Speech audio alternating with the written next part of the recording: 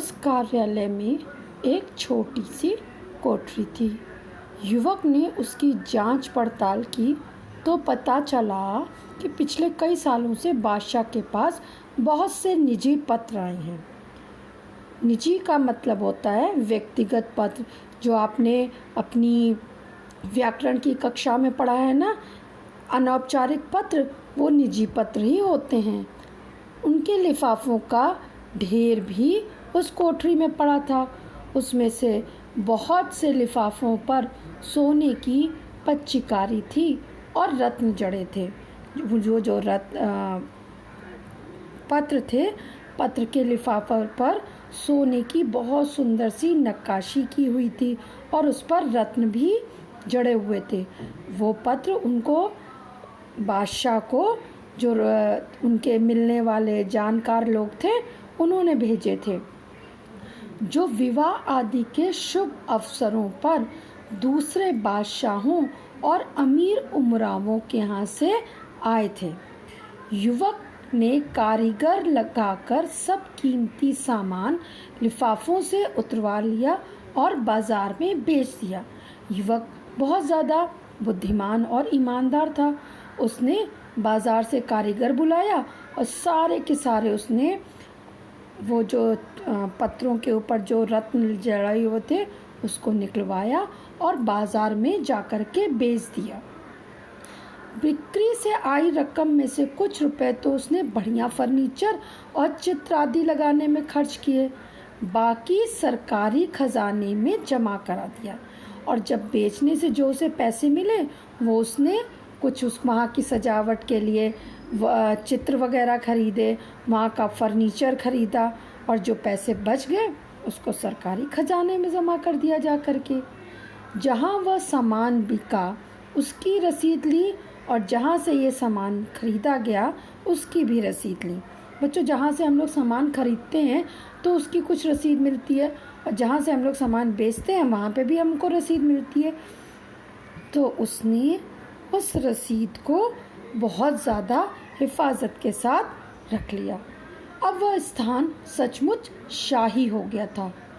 चुगलखोरों ने बादशाह से उसकी शिकायत कर दी कि वह तो रुपए लुटा रहा है। अब उस दरबार में कुछ लोग चुगलखोर भी रहते थे जो बिल्कुल नहीं इस युवक को पसंद करते थे। उन्होंने जाकर बादशाह के कान भर दिए कि अरे वो तो सरकारी खजाना लुटा रहा है, वो ये कर रहा है, उसको आप देखिए चल करके। अब एक दिन क्या हुआ, एक दिन बादशाह गुस्से में भरे हुए आए तो देखकर दंग रह गए। फिर भी उन्होंने तेज आवाज़ में पूछा, तुमने ये सजावट किसके रुपयों से की? उनको गुस्सा आया। उन्होंने पूछा, ये जितनी यहाँ पे सजावट दिख रही है, ये रुपए तुम कहाँ से लाए? कहाँ से तुमने ये रुपए एकत्रित किए और तुमने ये सजावट की?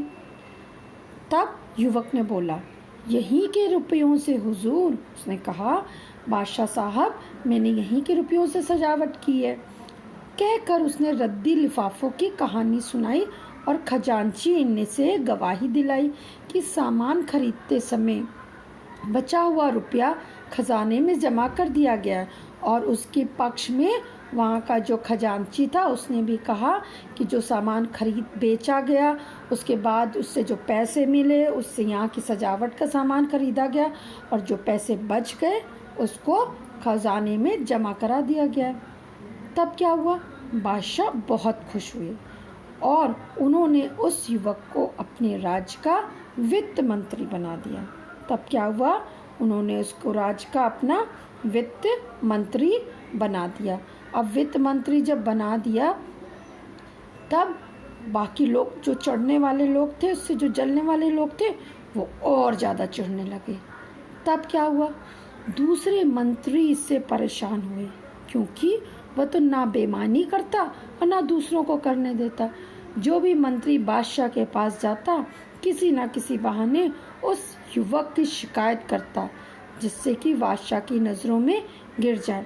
अब जब कोई भी मंत्री वहाँ जाता तो उस युवक की शिकायत भी करता, और उनके मन में तो क्या था, उनके मन में झूठ था कि किसी तरह बादशाह की नज़रों में ये जो युवक है ये गिर जाए। और जब गिर जाएगा तो हम लोग चोरी बेईमानी करने लगेंगे। अब क्या हुआ, एक रात 2 बजे बादशाह ने अपने सेनापति को बुलाकर कहा, हमारे सब मंत्रियों को उनके घरों से उठाकर इस कमरे में ले आओ, और हाँ, वे जिस हालत में हों उसी हालत में लाएं। समझ लो हमारे हुक्म को।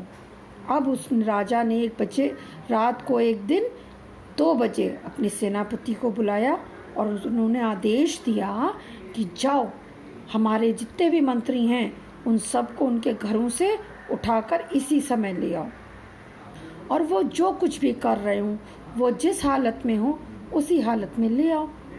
समझ लो हमारे हुक्म को, मतलब अब मेरा हुक्म, मेरा आदेश समझ लो, और इसमें 1 सेकंड की भी कोताही मत करना।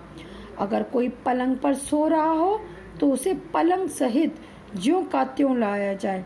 कोई कालीन पर बैठा चौपड़ खेल रहा हो तो उसे कालीन समेत लाया जाए। बच्चों, चौपड़ चेस को कहते हैं, जिसको आप लोग चेस कहते हैं, उसी को पहले ज़माने में चौपड़ कहा जाता था। आप लोगों ने महाभारत, जो अभी कुछ समय पहले टीवी पर प्रसारित की जा रही थी, उसमें देखा भी होगा, है ना। कोई 1 घंटे में बादशाह के कमरे में आ गए। अब सारे मंत्री जो थे वो 1 घंटे में ही बादशाह के कमरे में आ गए। 8-7 मंत्री नशे में थे, उनमें से कुछ जुआ भी खेल रहे थे, और कुछ मंत्री तो बिल्कुल भयंकर नशे में थे। उनमें से कुछ लोग जुआ खेल रहे थे। जुआ एक बहुत गंदा खेल होता है जो ताश से खेला जाता है बच्चों, और इसमें कुछ चीज़ें बेट्स में लगाई जाती हैं, मतलब जिसको आप शर्त कहते हो, वो शर्त लगाई जाती है। वित्त मंत्री जी की एक चौकी पर बैठे दिए की रोशनी में कोई कागज़ देख रहे थे। सब मंत्री बहुत लज्जित हुए।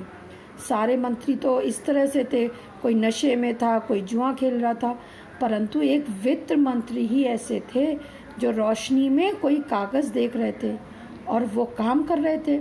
यह सब देख सारे मंत्री बहुत ज़्यादा लज्जित हो गए। बादशाह से मंत्री ने वित्त मंत्री से पूछा, जनाब, रात के 2 बजे किस कागज़ में उलझे हुए हैं? उस बादशाह ने उस वित्त मंत्री से पूछा, रात का 2 बजे का समय है और आप इस समय ये कौन से कागज़ में उलझे हुए हैं? हुजूर, दूर के इलाके से इस साल का जो राजकर आया है। तब वित्त मंत्री ने उत्तर दिया कि बहुत दूर से जो इस यहाँ पर जो राज का जो कर का जो कागज़ आया है, उसी का वो हिसाब नहीं मिल रहा, और 1 रुपए का हिसाब ना मिलने के कारण मैं उस कागज़ में उलझा हुआ हूँ।